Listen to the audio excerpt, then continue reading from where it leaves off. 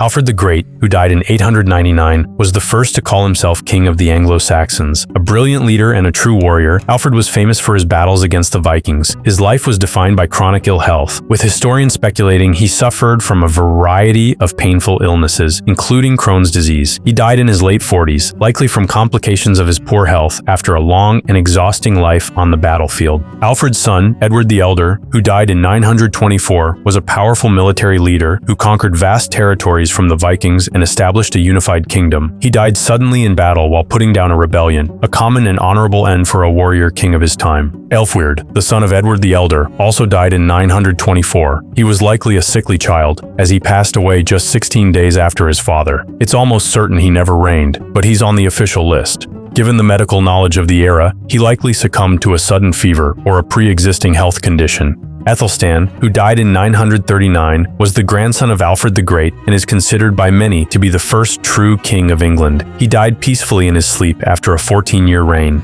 The exact cause is unknown, but a peaceful death was a luxury few monarchs of his time enjoyed.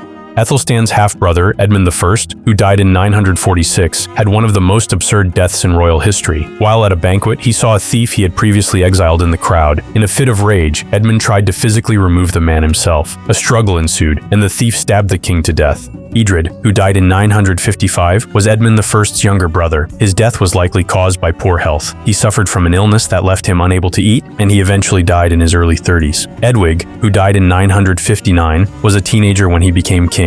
He had a tumultuous reign marked by a rivalry with the church and other nobles. He died mysteriously at the age of 19. Historians speculate he was murdered, likely a victim of the political infighting that plagued his reign. Edgar the Peaceful, who died in 975, was Eadwig's younger brother. A strong and stable king, he brought peace and stability to England. He died at the young age of 32 from a sudden illness, possibly a fever or a plague, after a long reign filled with debauchery. Edward the Martyr, who died in 978, was Edgar's son. He was brutally murdered in his late teens, likely by the agents of his stepmother who wanted her own son to be king. His death was a tragic and shocking event that sent shockwaves through the country and solidified his status as a martyr. Æthelred the Unready, who died in 1016, was the stepbrother of Edward the Martyr. His long reign was marked by constant Viking invasions and his inability to deal with them effectively. He was forced into exile by the invading Viking king, Sweyn. He died a year after his return, a weary and defeated man. Sweyn Forkbeard, who died in 1014, was the Viking king who conquered England and forced Æthelred the Unready into exile. He died just 5 weeks after being declared king, likely from a sudden illness or a stroke, making his reign one of the shortest in English history. Edmund Ironside, who died in 1016, was the son of Æthelred. A brilliant military leader, he fought a heroic campaign against the Vikings. He died just 7 months into his reign, and many historians believe he was assassinated by the new Viking king, Cnut the Great. Cnut the Great,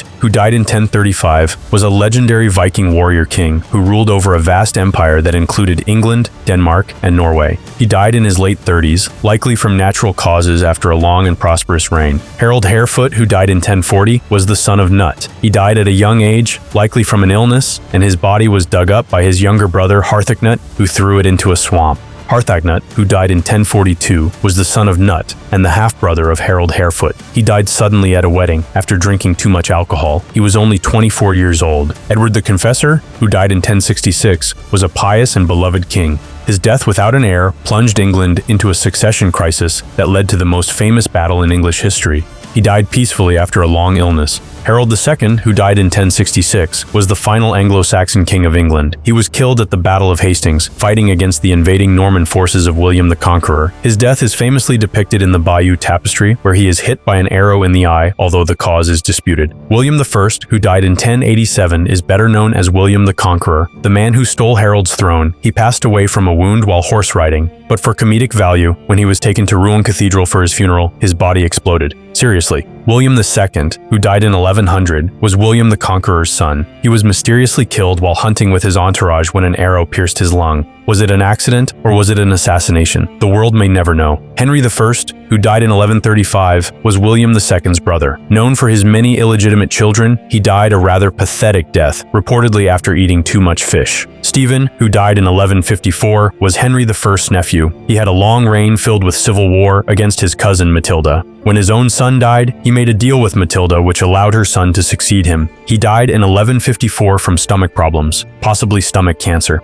Henry II, who died in 1189, was Matilda's son. He is often overlooked by historians. He married the fabulously wealthy and intelligent Eleanor of Aquitaine, who gave birth to 8 children. Before Henry died, his sons were at war with one another. Henry II died from shock after learning about his youngest son's desertion. Richard I, who died in 1199, is better known as Richard the Lionheart. Famous for his crusading activity in the Middle East, he was killed by a crossbow bolt during the siege of a castle. His death sent his mother, Eleanor of Aquitaine, into a crying fit. John, who died in 1216, is met with scorn by historians and his courtiers at the time. In his incompetence at ruling, he was forced to sign the Magna Carta in 1215, which gave the barons more rights. He died at the age of 49 from dysentery. Henry III, who died in 1272, was an absolute badass, though many under his reign fought otherwise. After countless rebellions and petty squabbles, he died after yet another rumor of rebellion reached him. Edward I, who died in 1307, was an ambitious king who reformed land and inheritance rights. He also gained the nickname Longshanks and was a ruthless warrior who tried to conquer Scotland. He died, just like John, from a bout of dysentery.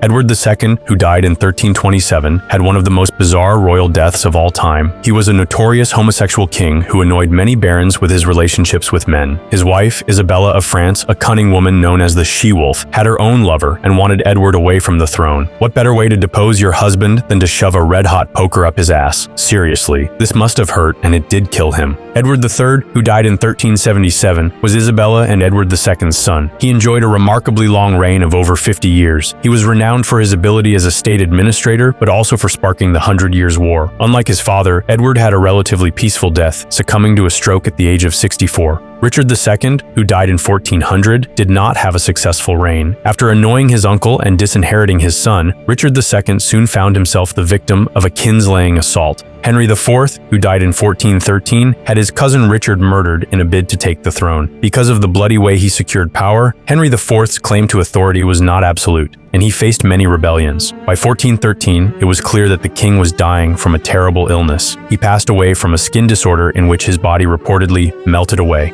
Henry V, who died in 1422, was a historical hunk of a man who won the Battle of Agincourt and seriously intensified the 100 Years' War in England's favor. He was not killed in battle, but died at the young age of 35 from a terrible disease, possibly dysentery.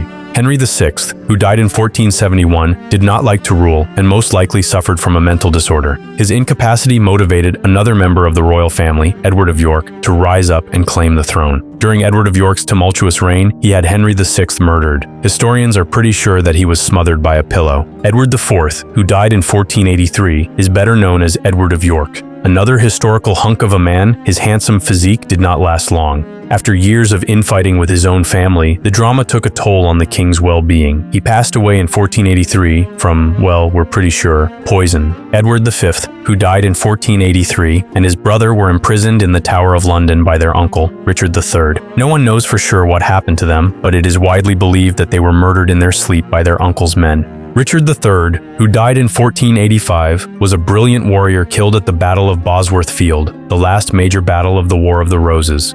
He was a ruthless ruler who was widely hated by the people. His death marked the end of the Plantagenet dynasty and the beginning of the Tudor dynasty. Henry VII, who died in 1509, founded the most famous dynasty in English royal history, the Tudors. He was forced to marry his distant cousin Elizabeth of York to safeguard his claim to England, but the two fell in love. He managed to die at an old age, although from tuberculosis. Henry VIII, who died in 1547, the most infamous of all English kings, was an absolute man-baby. He literally murdered 2 of his wives because he didn't fancy them anymore. The reason why the monarch is now the head of the Church of England is purely because Henry VIII wanted to have sex with Anne Boleyn. Throughout his life, he loved jousting, which led to a nasty ulcer on his leg. By the time he died, his life was so messy that he probably died from multiple things: obesity, scurvy, syphilis, and to top it all off, he also exploded. Edward VI, who died in 1553, was the long-awaited son and heir for Henry VIII, but he passed away at the age of 15 from a fever, ending the male line of the Tudor dynasty. Lady Jane Grey, who died in 1554, was a very much overlooked monarch. She actually reigned for just 9 days. When Edward was dying, his counselors managed to fabricate evidence to say that he wanted this random girl to succeed him, purely because she was Protestant and not Catholic. However, this decision made the next queen, Mary I, very, very angry, so in 1554, Mary had poor Jane executed. Mary I, who died in 1558, was affectionately known as Bloody Mary. She wanted only one thing in her life: to become a mother. She married her cousin, Philip of Spain, in a desperate attempt to conceive a child. Unfortunately, when Mary thought she was pregnant, her physicians informed her that she had cancer. This may have been the cause of her death at just age 42. Elizabeth I, who died in 1603, is apparently the greatest monarch in English history. She managed to reach the age of 70, but by then she had lost many of her friends and her lover. She stumbled into a deep depression and died peacefully after a long reign. James I, who died in 1625, was a bit of a letdown. He was a Scottish king who inherited the throne after Elizabeth died without an heir. He also had a relatively letdown of a death in 1625 from dysentery. Charles I, who died in 1649, sparked a terrible period in English historiography known as the Civil War. By 1649, Charles had lost most of his control and was taken by Republicans to his public execution. Charles II, who died in 1685, was the party king. All his partying soon caught up with him, and he passed away from his doctor's intervention, known as bloodletting. James II, who died in 1701, did not die in England because his own daughter had him removed from the throne. James died in France close to Versailles, and his cause of death was a brain tumor. Mary II, who died in 1694, was the daughter of James II and also the one who had him removed from the throne with her husband, William of the Netherlands. She died at the age of 32 from smallpox. William III, who died in 1702, was king only because of his marriage to Mary. When he died from a broken collarbone after falling from his horse, the personal union between England and the Netherlands dissolved. Queen Anne, who died in 1714, had an extremely challenging life. She was pregnant 17 times and only had 5 live births. Her death is disputed, although by the time she died, she was wider than she was tall. She passed away before the age of 50. George I, who died in 1727, was the first Georgian king of England. Many in Britain criticized George for being too German. He managed to live until his late 60s, but passed away from a stroke. George II, who died in 1760, was the son of a previous George, and reportedly had a terrible relationship with his father. George II's death is bizarre, to say the least. In 1760, he woke up and went to the toilet, only for his valet to hear a loud crash moments later. George fell into the toilet and broke it. After they lifted him back into bed, the king was dead because of internal injury. George III, who died in 1820, is the most well-known of any George on this list. He was a grandson of George II. George III's illness, which many attribute to porphyria, caused him to be bedridden and often incoherent. He passed away at the age of 81. George IV, who died in 1830, similar to Queen Anne, died from a period of binge eating. His death in 1830 was popularly criticized because the king had an immense reputation for hedonism. William IV, who died in 1837, is virtually forgotten. He died from an inconclusive illness. Many believe it to be related to depression. He passed away just a month after Victoria turned 18. Queen Victoria, who died in 1901, does not need much of an introduction. She surpassed her grandfather to become the longest reigning monarch of England before Queen Elizabeth II came along. Victoria passed away at the age of 82, spending half of her life as a widow. Edward VII, who died in 1910, should have died 8 years before he actually did. Before his own coronation, he was struck down with appendicitis. He was expected to die but survived the surgery and lived for 8 more years. He finally died in 1910 from an acute case of bronchitis, likely caused by him smoking 30 cigarettes in a single day. George V, who died in 1936, absolutely detested and admonished his father's hedonistic lifestyle and swore not to repeat anything that he did. Unfortunately, he did because he also passed away from bronchitis. Edward VIII, who died in 1972, is one of the only monarchs on this list to die while not being the monarch.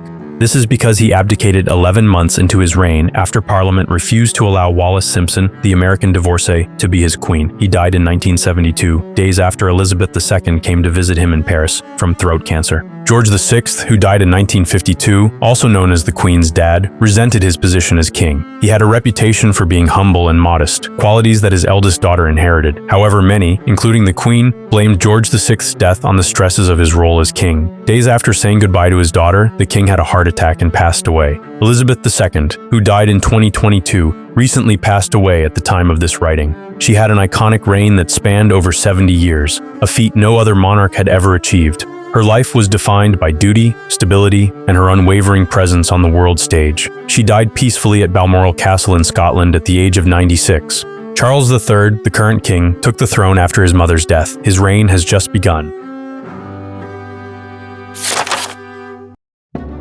That is the full history of how every English monarch died. This is Long History Short, your shortcut to the whole story. We want to continue to bring stories that are worth the listen and help not only educate, but entertain a bit too. If you have any suggestions for stories you'd like to hear, we would love to know. Leave a comment, and if you haven't already, be sure to subscribe.